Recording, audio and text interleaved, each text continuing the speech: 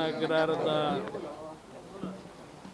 ಅಲ್ಲಿರ್ತಕ್ಕಂಥ ಹಲವಾರು ರೀತಿಯ ಅಪರಾಧ ಮಾಡಿರ್ತಕ್ಕಂಥವರ ರಕ್ಷಣೆಗೆ ಎಲ್ಲ ರೀತಿಯ ಸೌಲಭ್ಯಗಳನ್ನು ಕೊಟ್ಟಿರ್ತಕ್ಕಂಥವ್ರ ಬಗ್ಗೆ ಕಳೆದ 3-4 ದಿವಸದಿಂದ ಚರ್ಚೆಯನ್ನು ಪ್ರಾರಂಭ ಆಗಿದೆ.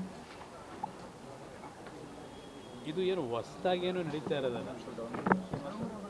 ಈಗಾಗಲೇ ಹಿಂದೆ ಇಬ್ಬರು ಹಿರಿಯ ಅಧಿಕಾರಿಗಳ ಬಗ್ಗೆ ಅವರಿಬ್ಬರಲ್ಲಿ ಒಂದು ಘರ್ಷಣೆ ಆದಂಥದ್ದೇನಿದೆ.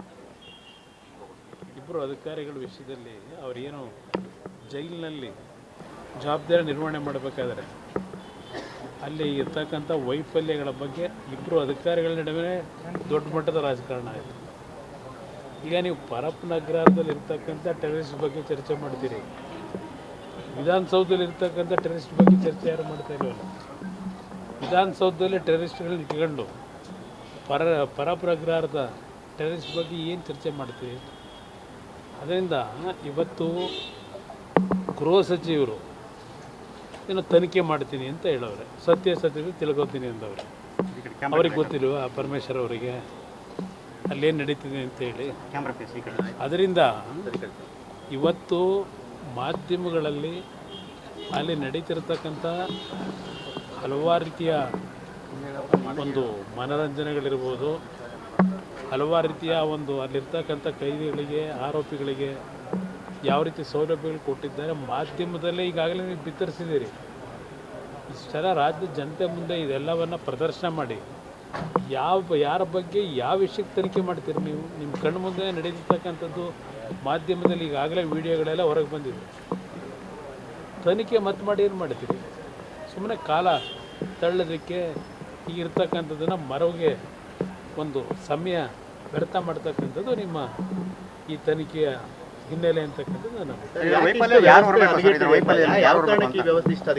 ಮುಖ್ಯಮಂತ್ರಿಗಳು ಕೇಳಿ, ಗೃಹ ಸಚಿವರನ್ನು ಕೇಳಿ ಏನಕ್ಕೆ ಅಂತ. ಸರ್, ಇದೇ ಗೌರ್ಮೆಂಟಲ್ಲಿ ಹಿಂದೆ ಕೂಡ ದರ್ಶನ್ ಆರೋಪಿ ಆಗಿದ್ದ ಸಂದರ್ಭದಲ್ಲಿ ಅವ್ರಿಗೆ ರಾಯಲ್ ಟ್ರೀಟ್ಮೆಂಟ್ ಎಲ್ಲ ಇತ್ತು, ಆಗಲೂ ತನಿಖೆ ಮಾಡ್ತೀವಿ ಕ್ರಮ ಅಂತ ಹೇಳಿದ್ರು. ಈಗ ಅದಕ್ಕೆ ನಾನು ಹೇಳಿದ್ದು, ಇಲ್ಲಿ ಈ ಸರ್ಕಾರದ ವೈಫಲ್ಯಗಳೇನಿದೆ ಇದು ಪ್ರತಿನಿತ್ಯ ನೀವು ಕಾಣ್ತಾ ಇದ್ದೀರಿ. ಈ ಸರ್ಕಾರ ಸರಿಯಾದ ರೀತಿ ನಡೆದಿದ್ದರೆ ಈ ಸರ್ಕಾರದಲ್ಲಿ ಇರ್ತಕ್ಕಂಥವ್ರು ಸ್ವಲ್ಪ ಅದೇನೋ ಇವ್ರು ಹೇಳೋರೆ ಇವರು ಮುಖ್ಯಮಂತ್ರಿನೇ ಇರಬೇಕು, BJP ಅವರಿಗೆ ಮಾನ ಇಲ್ಲ ಅಂತ ಹೇಳಿದ್ದಾರೆ. ಇವತ್ತು ಇವ್ರಿಗೇನಿದೆ ಅಂತ ಕೇಳ್ತೀನಿ ಮುಖ್ಯಮಂತ್ರಿಗೆ. ನೀವು ರಾಜ್ಯದ ಮುಖ್ಯಮಂತ್ರಿಯಾಗಿ ಅನುಭವ ಎಷ್ಟಿದೆ? ಇಂಥ ಅನುಭವ ಇಟ್ಟುಕೊಂಡೇ ಇಲ್ಲಿ ಇಂಥದ್ದೆಲ್ಲ ನಡೆಯೋದನ್ನು ಭಾಳ ಲೈಟ್ರ್ ವೇನಲ್ಲಿ ತೆಗೆದುಕೊಂಡೇ ಹೊರಟಿದ್ದೀರಿ. ನೀವು ಯಾವ ಕಾರಣಕ್ಕೆ ಇದನ್ನು ಇಷ್ಟೊಂದು ಅತ್ಯಂತ ಒಂದು ರೀತಿ ಲೈಟರ್ ವೇನಲ್ಲಿ ಏನೋ ನಡೆದೇ ಇಲ್ವೇನೋ ಅಂತಕ್ಕಂಥ ಇನ್ನೊಂದು ಸಮಯ ತಿಳ್ಕೊತಾರಂತೆ ಲಘುವಾಗಿ ಮಾತು ನೆನ್ನೆ ನೋಡಿದೆ. ನನಗೇನು ವಿಷಯ ಗೊತ್ತಿಲ್ಲರಪ್ಪ, ನಾನು ತಿಳ್ಕೊಂಬಿಟ್ಟು ಆಮೇಲೆ ಹೇಳ್ತೀನಿ ಅಂತ. ಏನು ರಾಜ್ಯದ ಮುಖ್ಯಮಂತ್ರಿಗೆ ಇಂಟೆಲಿಜೆನ್ಸ್ ಇಲ್ವಾ? ಪ್ರತಿದಿನ ಬೆಳಗ್ಗೆ ಬರ್ತಾರಲ್ಲ, ಅವ್ರು ಬಂದು ಏನು ಮಾಹಿತಿ ಕೊಡ್ತಾರೆ ಇಂಟೆಲಿಜೆನ್ಸ್ನದು? ಈ ರೀತಿ ಲಘುವಾಗಿ ಮಾತಾಡ್ಕೊಂಡು ಕಾಲ ವ್ಯರ್ಥ ಮಾಡೋದೇನಿದೆ, ಇವರು ಹಿಂದ್ಗಡೆ ಇಂಥದಕ್ಕೆಲ್ಲ ಇವರೇ ಪ್ರೋತ್ಸಾಹ ಕೊಡ್ತಾರೆ ಅನ್ನೋಂತಕ್ಕಂಥ ಜನಗಳ ಅಭಿಪ್ರಾಯ ಇವತ್ತು ಕಾಣ್ತಾ ಇದೆ. ಹೋಮ್ ಮಿನಿಸ್ಟರ್ ರಾಜೀನಾಮೆ ಕೊಡಬೇಕು ಅನ್ನುವಂಥದ್ದು BJP ಅವರ ಆಗ್ರಹ ಸರ್, ನೀವೇನಾದ್ರು ಆಗ್ರಹ ಮಾಡ್ತೀರಾ ಸರ್? ಏನು ನೀವು ಒತ್ತಡ ಹಾಕೋ ರಾಜೀನಾಮೆ ಕೊಡೋ ಅಂಥ ಕಾಲನ ಇದು? ಯಾವುದೇ ಕಾರಣಕ್ಕೂ ಈ ಸರ್ಕಾರದಲ್ಲಿ ರಾಜೀನಾಮೆ ಕೊಡ್ತಕ್ಕಂಥ ಅಷ್ಟೊಂದು ಪಾವಿತ್ರ್ಯತೆ ನೈತಿಕತೆ ಉಳಿಸ್ಕೊಂಡಂತಾರೆ ಇಲ್ಲ. ಸರ್, ಕೊನೆ ಏರ್ಪೋರ್ಟಲ್ಲಿ ನಮಾಜ್ ಮಾಡಿದ್ದಾರೆ ಅನ್ನೋ ಆರೋಪಗಳು ಕೇಳಿ ಬರ್ತಿದ್ದಾವೆ ಸರ್. ಏರ್ಪೋರ್ಟಲ್ಲೂ ಆ ಥರ ಕಾಯ್ದೆ ತರೋದು ಅದೆಲ್ಲ ಬೇರೆ. ನನ್ನ ಅಭಿಪ್ರಾಯದಲ್ಲಿ ಹಲವಾರು ದೇಶಗಳಲ್ಲಿ ಒಂದು ಸಪ್ರೇಟಾಗಿ ಒಂದು ಕೊಠಡಿ ಕೊಡ್ತಾರೆ, ಅವರವರ ಧರ್ಮಗಳನ್ನ ಒಂದು ಮಾಡ್ಕೊಳ್ತಕ್ಕಂಥದ್ದು.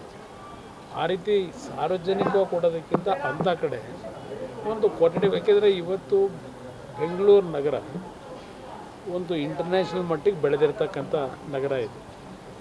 ಇಲ್ಲಿಗೆ ಹಲವಾರು ದೇಶಗಳಿಂದ ಹಲವಾರು ರಿಲಿಜಿಯಸ್ನ ನಂಬ್ಕೊಂಡಿರ್ತಕ್ಕಂಥ ಜನ ಬರೋದು ಸಹಜ. ಇಲ್ಲಿ ಇಂಥ ಒಂದು ವಿಷಯದಲ್ಲಿ ನಾವೇನು ಸಣ್ಣತನ ತೋರಿಸ್ಬೇಕು ಅಂತ ಹೇಳಲ್ಲ, ಆದರೆ ಒಂದು ಕೊಠಡಿಯನ್ನು ಅವ್ರಿಗೋಸ್ಕರ ಮೀಸಲಿಟ್ಟರೆ ಅವರವರ ಧರ್ಮ ಪಾಲಿಸ್ಕೊಳ್ತಕ್ಕಂಥದ್ದು ಅನುಕೂಲ. ಸರ್ ಇವ್ರು RSS ಬ್ಯಾನ್ ಮಾಡಕ್ ಹೋಗಿ ಎಲ್ಲೆಲ್ಲೋ ಪಥಸಂಚಲನ ಮಾಡಬಾರ್ದು ಅಂತ ಇವೆಲ್ಲ ಅವಶ್ಯಕತೆ ಇಲ್ಲ. ಈಗ RSS ಬಗ್ಗೆ ಮಾತಾಡೋದು ನಾನು ಮಾತಾಡಿದ್ದೀನಿ ಹಲವಾರು ಬಾರಿ, ನಾನಿಲ್ಲ ಅಂತ ಹೇಳಲ್ಲ.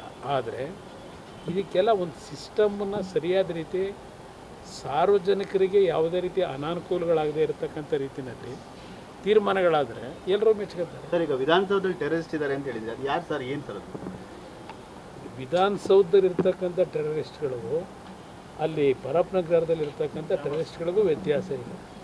ವಿಧಾನಸೌಧದಲ್ಲಿರ್ತಕ್ಕಂಥ ಟೆರರಿಸ್ಟ್ಗಳು ಯಾರು ಅಂತಕ್ಕಂಥ ಬಹುಶಃ ನನಗಿಂತ ಹೆಚ್ಚಾಗಿ ನಿಮಗೆ ಗೊತ್ತು. ಜನವೂ ಮಾತಾಡ್ತಾರೆ, ಆ ಟೆರರಿಸ್ಟ್ಗಳಂದ್ರೂ ಭಯನೂ ಬಿಡ್ತಾರೆ. ಅದರಿಂದ ಅಲ್ಲಿ ಪರಪ್ಪನಗರದಲ್ಲಿ ಇರ್ತಕ್ಕಂಥ ಟೆರರಿಸ್ಟ್ಗಿಂತ ಇವ್ರು ಇನ್ನೂ ಡೇಂಜರ್ ಅವರು. ಗ್ಯಾರಂಟಿ ನ್ಯೂಸ್, ಸುದ್ದಿ ಖಚಿತ, ನ್ಯಾಯ ನಿಶ್ಚಿತ.